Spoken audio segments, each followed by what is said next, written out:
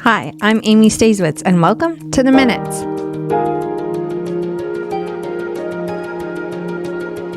Thanks for listening today. It's great to have you along on The Minutes for the week of December 15th. This is the City of Thunder Bay podcast. The Minutes takes a look at what happened at standing committee meetings and city council meetings. You can find The Minutes wherever you get your podcasts, including our YouTube channel and our website, thunderbay.ca/theminutes.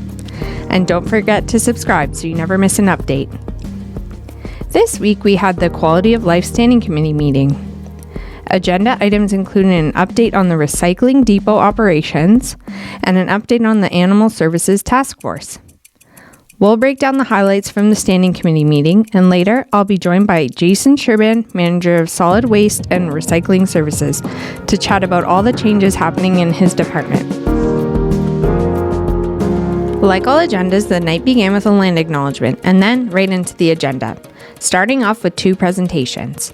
The first presentation was from representatives from the Food Action Network of Northwestern Ontario, and the second presentation was from representatives from Age Friendly Thunder Bay.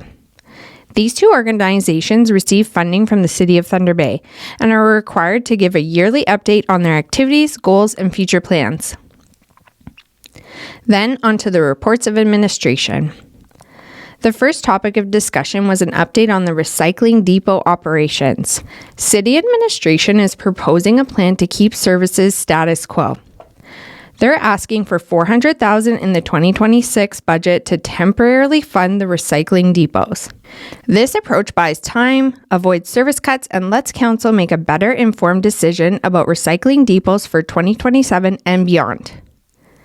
After discussion, the request was endorsed by the Standing Committee and will now go to the operating budget meeting at the end of January for a final decision. Next up was an update on Animal Services in Thunder Bay, specifically the work of the Animal Services Task Force. Administration is asking the Quality of Life Standing Committee to endorse their proposal and forward to City Council in the new year. Over the past several years, particularly during the early stages of COVID, the way animal services were delivered in Thunder Bay has changed. While the municipal services pound was never closed, its role shifted. In response, city administration committed to forming an animal services task force to listen, gather feedback, and identify where services were falling short. Many of the task force's recommendations shared a long-term vision of returning to full shelter-based services, including adoptions. After reviewing the recommendations, administration is not recommending a return to full shelter services. That decision is based on real constraints, including the need to update policies and bylaws to meet best practices, as well as a short-term limitation related to staffing and facility readiness. The current facility is not equipped to operate as a full-time animal shelter today. Administration is also recommending an action plan with short-term and long-term steps. One important recommendation in the report involves the Animal Control Donation Reserve. Currently, withdrawals are limited to feral cat trap, neuter, and return programs, even though the city does not operate one. Administration is recommending that withdrawals be extended to support programming for the health and care of animals in Thunder Bay. This keeps eligibility while allowing other animal welfare initiatives to benefit. The reserve currently holds approximately $144,000. There have also been improvements already made, including expanded online resources, additional staffing and care hours, clearer rehoming plans for animals, and a continued response to at-large animal calls, all within the existing budget. Administration recognizes there is a deep care within the community on this issue, that feedback matters, and the conversation will continue. As this work moves ahead, administration will provide regular updates to City Council at a minimum of an annual basis. In conclusion, the action plan was endorsed by the Standing Committee, and this information will go to Council in the new year for approval. Finally, there was a special committee of the whole meeting held before the special City Council meeting. The item discussed was a legal services report. The Quality of Life Standing Committee then came out to open session, and the item was to proceed as directed. That's it for the Quality of Life Standing Committee meeting. The next Standing Committee meeting will be on January 6th, and the first 2026 City Council meeting will be held on January 13th. So stay tuned in the new year. Next up, I'll be joined by today's guest to talk more about the city's solid waste and recycling services.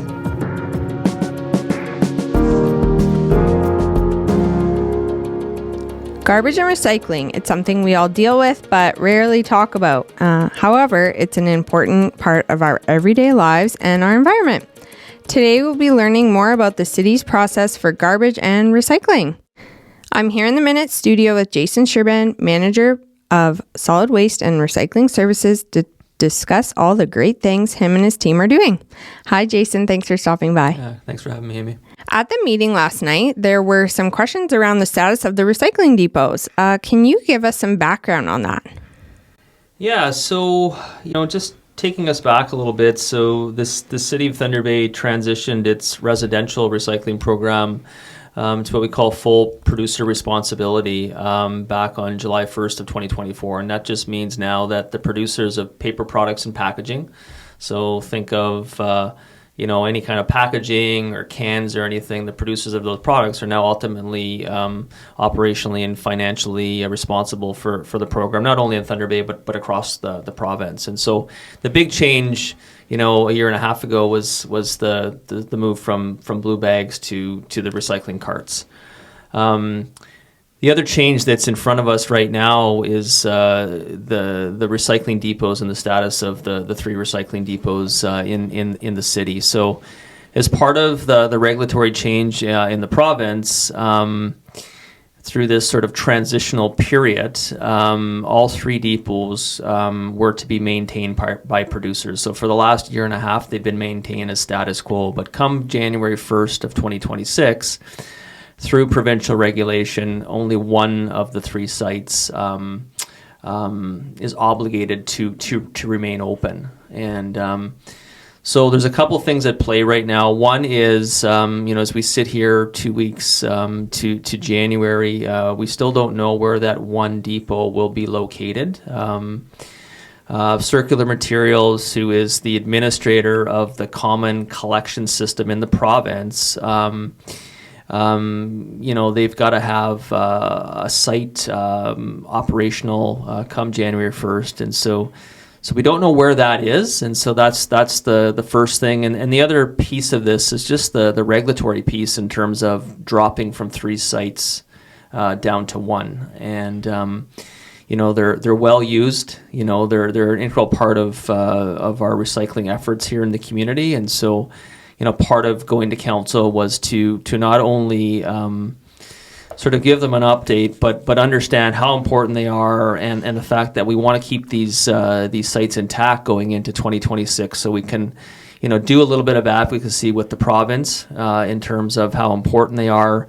Again, still not knowing where that required location is, and so we had to put some measures in place to ensure that residents still have use of those depots starting in the new year. Okay, yeah. And you know what? Some people might still think that the city of Thunder Bay is actually in charge of all of recycling, but it's Circular Materials, right? So can you just explain a bit about that in general? Yeah, it's a good question. So the city's residential recycling program is Circular Materials is in charge of that, both operationally and financially. So think of the carts at the curb, the recycling carts at the curb. That would be their responsibility.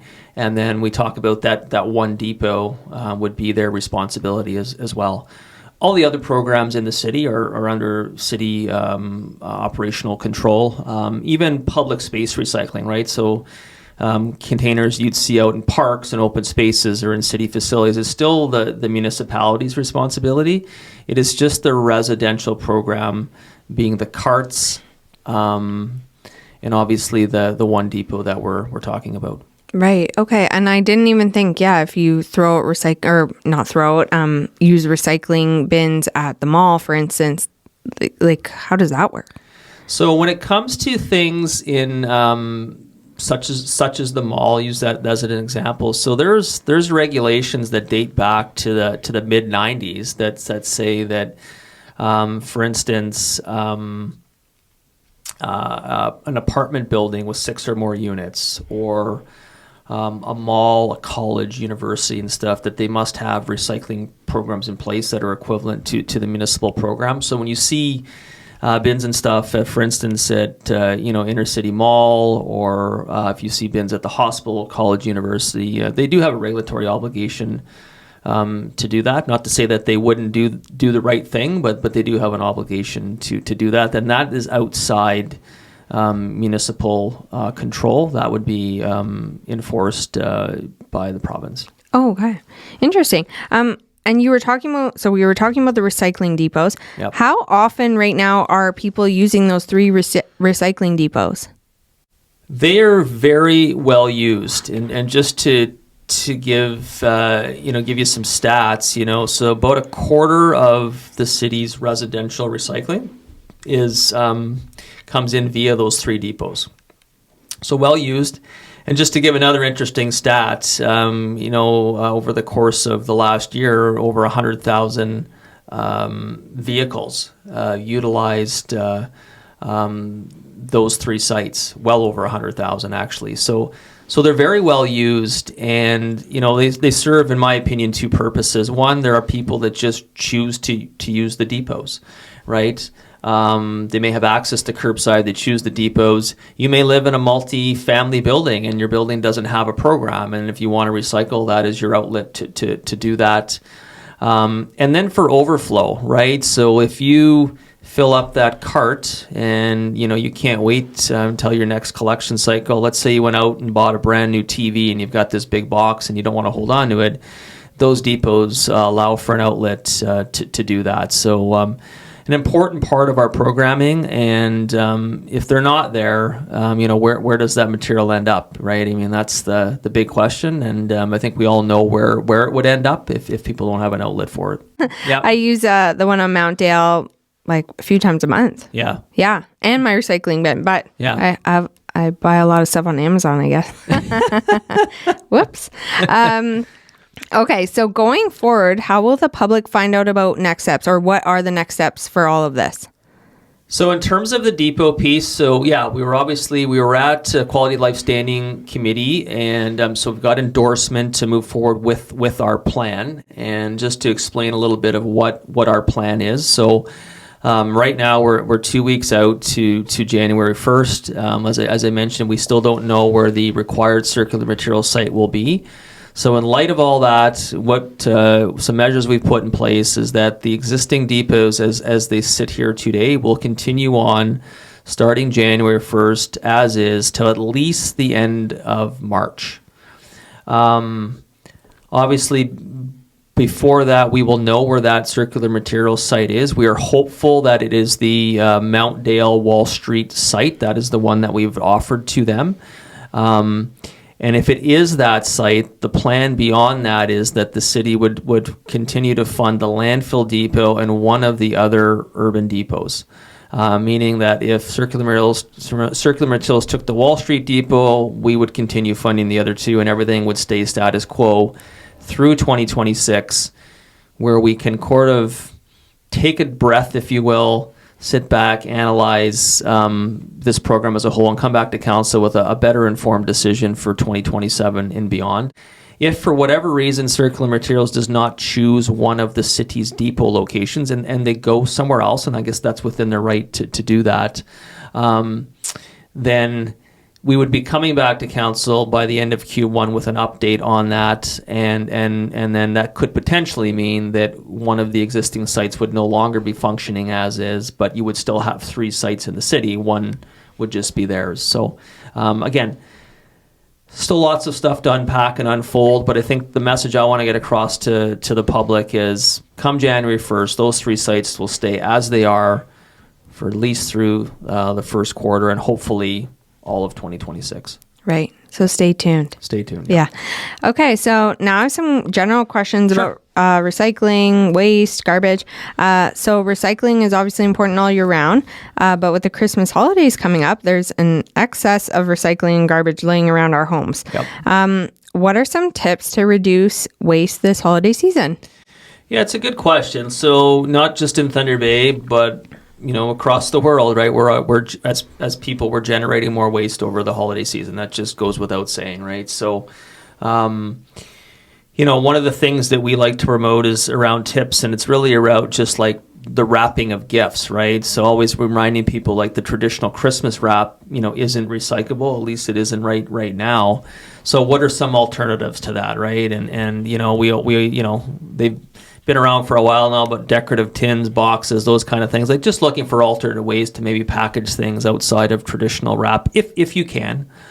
I think the other thing too is just like food waste, right? When we think of food waste, like it's an interesting fact, but like over 40% of what we put in the garbage is food waste, right? And so you think of the holiday season, that number gets even higher, right? So like, what are ways that you can minimize food waste, right? And I know sometimes it's hard to only cook what you need, but making sure you're eating leftovers and that kind of thing, or sharing food with friends and neighbors and family. But I think just being cognizant of what you're doing year round, obviously, but obviously more heightened during the holiday season.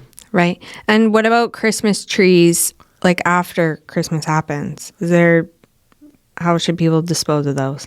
Yeah, so with Christmas trees, so if you've got a natural Christmas tree, the city has an annual Christmas tree chipping program. That's what we call it. We have 9 sites scattered throughout the city, same sites that have been in place for a number of years, so nothing's changed there. Big reminder is don't leave your tree curbside. We're not going to come around and pick it up. So if you put it out there, it's just going to sit there. But when you're bringing your trees to the sites, make sure it's free of ornaments, tinsel, tree bags. Believe it or not, over the years you see people with tree stands still on the tree at some of these sites, and so it's just make sure it's just the Christmas tree, I think, is the reminder. But the cool thing with that program is we chip all those trees on site, and we bring all that back to our leaf and yard compost site out at our landfill. And that's mixed in with all the leaf and yard waste that people put at the curb throughout the year, what people drop off at the site throughout the year. And ultimately we turn it into compost, which we'll give back to residents free of charge each spring. So pretty cool program. And the nice thing about this program is the end product, being the compost, stays in the community. Right. So it's kind of that full circle thing right in Thunder Bay. Yeah, that's awesome. Yeah. Okay, and like we said, there's excess garbage as well. Yep. In the upcoming weeks, is there any extra garbage that people can put out? I know you offer that a couple times a year.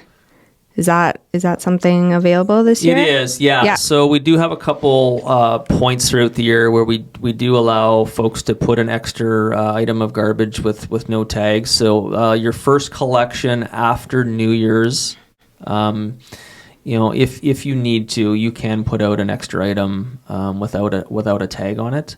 But again, we really want to encourage the minimizing of the waste and only utilizing that if you absolutely have to. Right. Yeah. Okay. And the landfill site on Maple Ward, will that be open over the holidays? It will, other than the standard closures, right? So Christmas Day and obviously Boxing Day and New Year's Day. But other than that, it will be open to serve our customers. Yep. Okay. And some of the garbage and recycling collection dates might change over the holidays as well. Where can people find this information? Yeah, so I think obviously we will be putting media releases out and ads out, but the website, the city website is by far the best place for folks to go and see exactly when those dates are. But we're going to do our best here to get that messaging out to people. But if you want to know what those are, the best is to go to the city website. Right, and don't you have an app? We do. That's good. I Thanks. use the app. Yes, thanks for the reminder, Amy. Yes, the app. So we do have a waste and recycling app. Pretty cool, actually. It's been around for a while, but we're always encouraging people to sign up for it. And the great thing about that is you never miss your day, right? So when things are changing through holidays and stuff, it's going to let you know. Yeah. And we can do some really cool communication on that app as well, and let people know what's going on seasonally. So I'd encourage people to go to the website and look for the sign up, and you can go on the App Store and find it there as well. And there's links on the website as well. But good reminder and good plug to do that. It does. It sends me reminders, and I use it weekly. Anyway. Okay, so not all waste goes into the garbage. If people have hazardous waste, such as like aerosol cans, batteries, light bulbs, where should they dispose of these items? Yeah, so anything that's deemed hazardous waste, and how I define hazardous waste, or how the simple way for folks to define is, like I always say, it's anything under your kitchen sink, right? So if you think of household chemicals, you think propane tanks, you think paint, solvents, we'll take used motor oil filters, light bulbs, you name it. So all that stuff would be deemed household hazardous waste. And so we have a free drop-off depot located at the landfill. It's before the scales, so it's free of charge. I always want to remind people that it doesn't cost you anything to bring it out there. And you drop it off, and ultimately that stuff gets managed. It's not buried in our landfill, right? Obviously, it's recycled and managed appropriately. And the nice thing about where that depot is located is right beside it, we've got our electronic waste depot as well, right? So, if people are making a trip out to the landfill, if they've got old electronics and they've got some hazardous waste, they can make a multi-purpose trip, and all that is free of charge. But it's an important program because we don't want that stuff going into the garbage. It can cause issues downstream. Potentially you could have fires starting in the landfill if you've got certain things going in that shouldn't be. You could have potentially fires in garbage trucks if you've got the wrong items and the perfect storm is there, right? So always want to encourage people to do the right thing with hazardous waste. Right. Yeah. That's a good point. Okay, switching gears, we're going to chat about the rollout, the carts. Sure. The garbage carts. Yep. Okay, so about 25% of Thunder Bay's residential households are transitioning into the new automated cart-based garbage collection system. Yep. Can you tell us more about this program, and what are some of the plans for 2026? Yeah, so really excited about us launching the garbage carts this fall to, as you said, a quarter of the households in the city. It was a lot of work to get to this point, right? And so really excited, and it's going well, I guess, is the simple way to put it.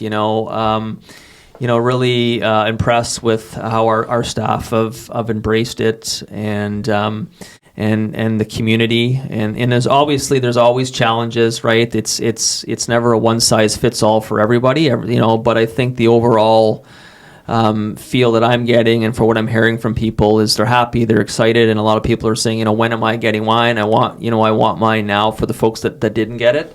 But going well, and so the plan now is going into 2026 in the spring. So late May, early June, we would launch the rest of the carts to the remaining single family households. So about another 30,000 households or so.